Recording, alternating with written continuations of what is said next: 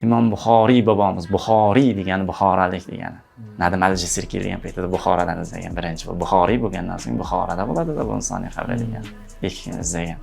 Buxoroda yo'q, Samarqandning Payariq tumanining Xartang qishlog'ida ekanligini bilmasdan Buxoroda tug'ildi, Buxoroda yashadi. Qanday kelib qoldi bu yerga, Samarqandga, Xartangga? Kelib qolgani bosim bo'lgan. Albatta. Ko'chib ketishga majburlagan. Albatta.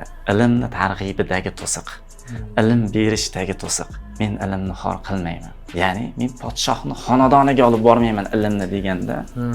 Chunki uyimga kelib o'g'llarimni o'qitasan degani. Ha.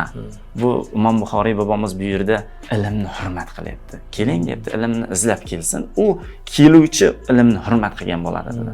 To'g'ri, Imom Buxoriy bobomiz borishi mumkin edi podshohning huzuriga. Lekin bola uchun ilmni hurmati bo'lmas edi. Ilmni hurmati uchun u kelib o'rgansin dedi. Podshohimni xonadoniga olib bormay. Buni kim qildi? Buni ig'vogar qildi. Buni buzg'unchi qildi. Imom Buxoriy bobomizda ham shunaqa narsalar ham bo'lgan qo'llovon.